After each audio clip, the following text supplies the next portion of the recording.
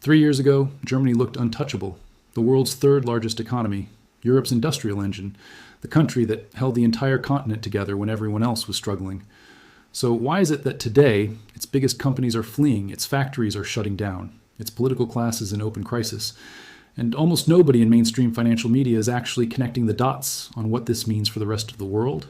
Welcome back to Finance Truths. I'm going to walk you through the full picture of what's happening inside Germany's economy right now.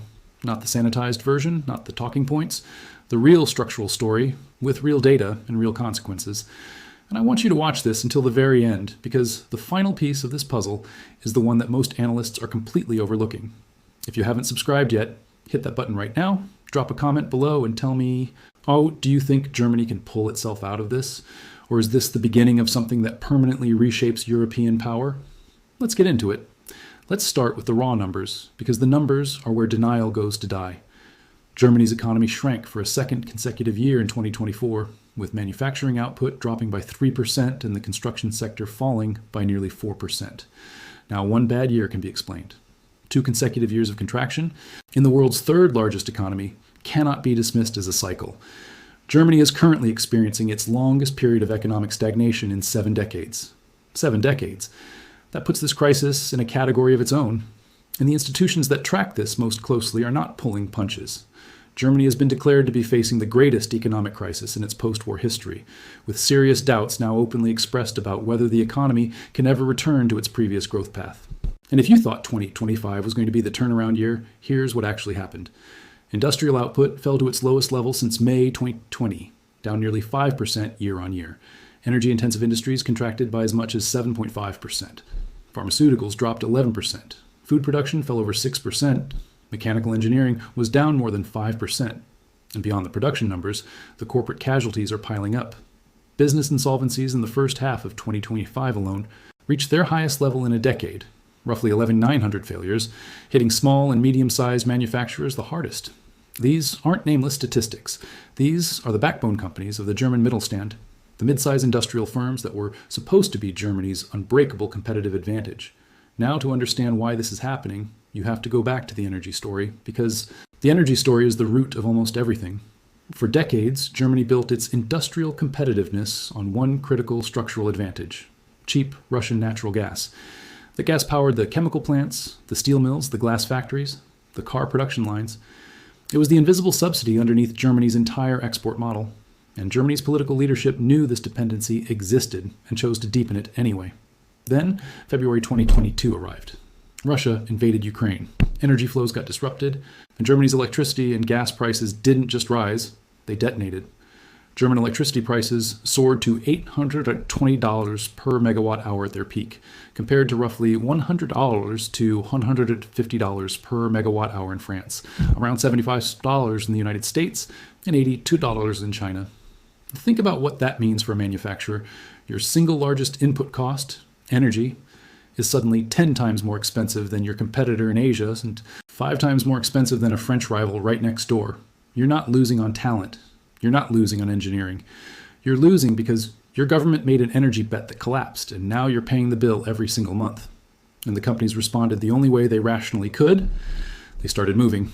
BASF, the world's largest chemical company by revenue, announced a $10 billion investment commitment in China. Not a partnership, not a pilot project. A full-scale capital reallocation away from Germany, driven explicitly by energy cost concerns. When the biggest chemical company on the planet makes that kind of move, it's not just a corporate decision, it's a verdict on the business environment. And BASF wasn't alone. Across multiple industries, German companies began relocating production to Asia, citing exploding energy prices and what executives publicly describe as suffocating bureaucratic conditions at home. But here's where the story shifts from an energy crisis into something deeper and far more difficult to solve with policy patches: the automotive sector. Because if energy was the match that lit this fire, the collapse of German car makers is the accelerant. Volkswagen, the company that for 87 years never once closed a factory in Germany, was forced to contemplate the unthinkable. Volkswagen announced plans to shut at least 3 factories on German soil, lay off tens of thousands of workers, and fundamentally restructure its entire operations. The first domestic factory closures in the company's entire history. Let that land. A company that survived World War II, the oil shocks of the 1970s, the financial crisis of 2008, is now closing German plants for the first time ever. The Volkswagen Group agreed to cut at least 35,000 jobs at its core VW brand, including 15,000 positions in Wolfsburg alone, while wages across the board were reduced by up to 20%. And it's not just Volkswagen. Germany's largest steelmaker, ThyssenKrupp, announced plans to eliminate 11,000 jobs. BASF cut 2,500 positions at its Ludwigshafen headquarters. Mercedes is restructuring aggressively. Audi is cutting up to 7,500 jobs. Porsche has put 9,100 positions on the chopping block. Bosch, Siemens, Continental, Schaeffler, ZF. The list reads like a roll call of German industrial greatness, and every single one of them is downsizing simultaneously. By the end of September 2025, more than 120,000 industrial jobs had been destroyed in Germany over a single year, including nearly 50,000 in the automotive industry alone. Since 2019, almost 272,000 manufacturing jobs, nearly 5% of all industrial positions, have been permanently wiped out. Not a single industrial sector recorded any employment growth over that entire period. The head of Germany's Employers Association put it with brutal clarity. Germany is currently losing close to 10,000 industrial jobs every single month. Now pause here for a second, because this is the point where a lot of analysts stop and say, well, it's the EV transition, it's a global manufacturing slowdown, it'll correct itself. And that explanation is dangerously incomplete. The real problem runs deeper than any single industry transition. Germany's economy has been squeezed between two competing forces. China eating its manufacturing base from below with cheaper production and aggressive state subsidies, and the United States pulling investment and high-value innovation from above. China's rise as an EV and industrial manufacturer didn't just take market share from German car makers, it directly attacked the export model that Germany's entire post-war prosperity was built on. Chinese EV brands are entering European markets with prices significantly below German competitors. BYD alone saw 252% sales growth in Europe in a single year, while German car registrations collapsed in key markets. German car makers built their global reputation on premium engineering and long-term reliability. They're now competing against heavily state-subsidized manufacturers who can price their products 30 to 40% lower. That's not a market challenge you overcome with a cost-cutting program or a new model cycle. And then there's the structural problem that almost nobody in mainstream conversation is discussing honestly: Germany's compounding demographic and regulatory burden. Germany's manufacturing labor costs are more than twice as high as in neighboring Slovakia and the Czech Republic. When you combine that with energy costs that still significantly exceed global competitors, even after recent government subsidy interventions, with some of the most complex regulatory and compliance frameworks in the developed world, and with a workforce aging faster than it can be replaced, you get a country that is structurally uncompetitive in the very industries it built its wealth on. Germany is simultaneously projected to face a shortage of 768,000 skilled workers by 2028, even as hundreds of thousands of existing workers are losing their jobs right now, a situation of simultaneous oversupply and undersupply of labor that is almost unprecedented in modern economic history. And no spending package fixes that. The political dimension of this crisis is critical to understand, because economic collapse and political instability feed each other in ways that make recovery exponentially harder. Germany's governing coalition collapsed in late 2024, creating a severe window of economic policy uncertainty at exactly the wrong moment. Companies delayed investment decisions. Consumers pulled back spending. Confidence indicators deteriorated faster than the underlying economic data alone would suggest. Chancellor Friedrich Merz entered office in 2025 with genuine public goodwill and a clear reform mandate.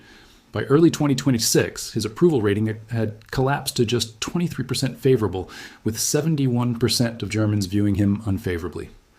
The political will to make genuinely painful structural reforms on pensions, on energy infrastructure, on regulation, on labor market flexibility has consistently failed to materialize because the short-term political cost of reform is enormous, and every mainstream party is watching the far-right AfD waiting in the wings to capitalize on economic pain and public frustration. Here's where this gets genuinely alarming for the rest of Europe. Germany contributes roughly 25% of total Eurozone GDP. When Germany stagnates, the entire Eurozone stagnates with it.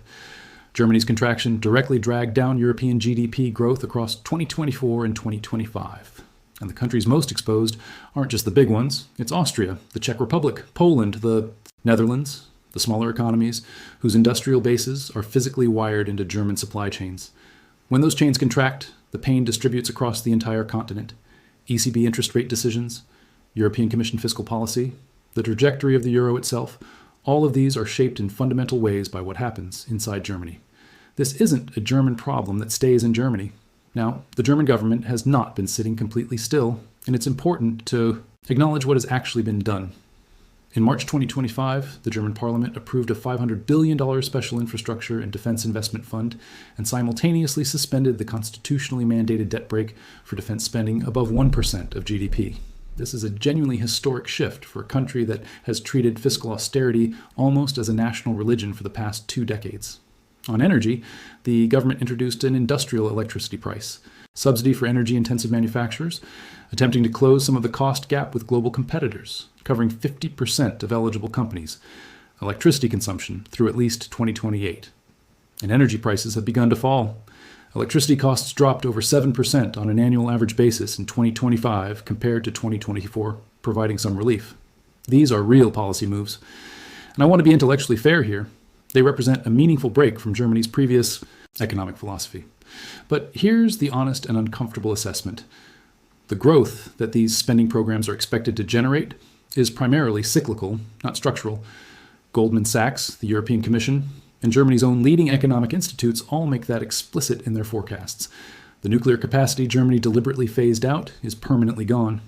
The critical SuedLink power transmission line connecting northern wind energy to southern industry won't be completed until at least 2028, and that's an optimistic estimate.